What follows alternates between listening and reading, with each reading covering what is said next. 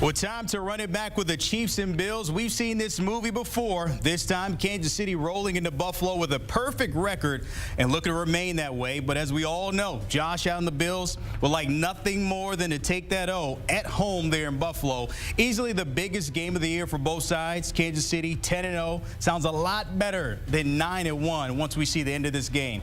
Taking a look at the streak for the defending champs so far, most of us had this game circled a few weeks ago to watch in terms of that test. You can add that to there where you talk about at the end of the schedule, you see the Texans, Steelers, and Broncos based on what we've seen from those teams. But, boy, we're getting closer to this big one at Highmark Stadium. Time to get on the same page as pen and paper, my guy. Nate Burleson from NFL Today tapping in here in HQ. And, Nate, this has to be the game of the week for all of us. It's rivalry between the Chiefs, Bills, Mahomes, and Allen. But now that that perfect record is on the line, how do you see this one panning out here?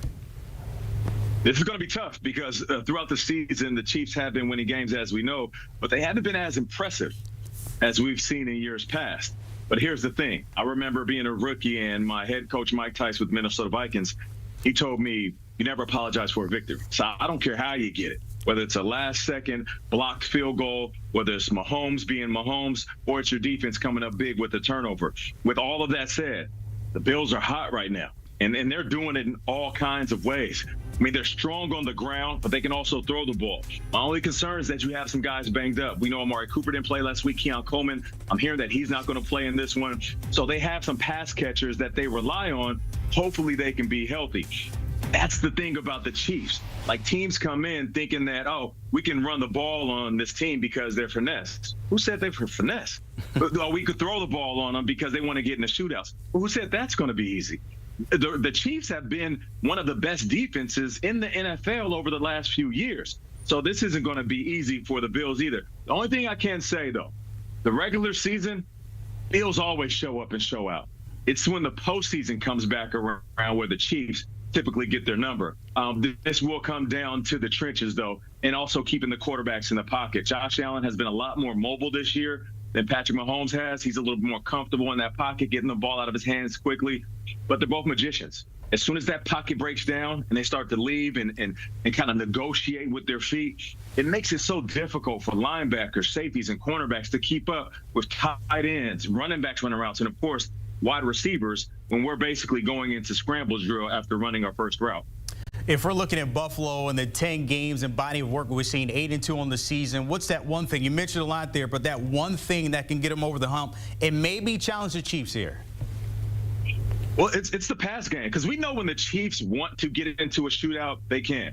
They proved that they can win ugly this year. But, I want that consistency in the pass game for the Bills. And listen, them going and being aggressive and getting Amari Cooper, that was a sign. And then the week that he signed, he scores a touchdown. Now, Amari Cooper's a little bit older. It's got to be healthy and available. Availability, that's the best ability in the NFL. So if you can get this well-rounded wide receiver core, and the reason I really like it, from Cooper to Coleman to Khalil Shakir, who doesn't get enough love, really that offense runs through him in between the numbers, and the tight end, Kincaid, this is an offense that can throw with the best of them. We know with the host of running backs and then Josh Allen's ability to run with the ball, they can run the ball. But it's passing and throwing up against the top-tier passing teams is really going to get them over the hump. I just need Pacheco to dive in like Tom did not too long ago for this, right in the high mark. Just dive right on in. And since we're going to mention the same thing, so dive right on in first play. Why not? Speaking of Buffalo, look, things get crazy there sometimes. And I'm not talking about the guys on the field. I'm talking about those at the tailgates. The question we all have here, Nate, will we see Nate Burleson go through a table in Buffalo? Is it possible? Bruh, why did y'all show that first clip? Dude completely blew everything in his knee. That was the worst. This guy, his ass is on fire. But listen, I had people hit me up. As soon as we made the announcement, I had people hit me up. Now, respect to all the restaurateurs. They like, yo, you come in to get some wings, pull up on us. We're going to take care of you, but you have to eat them with blue cheese. I respect it. You got to do it the Buffalo way. But then other people are like, we got the most lit tailgating experience. We want you to come through and jump on the tables and get doused in mustard and ketchup. And listen, as much as I would like to, the drip too clean for me to get anything dripping on it, if you feel what I'm saying. But no, listen, bro. I'll jump through a table. Oh.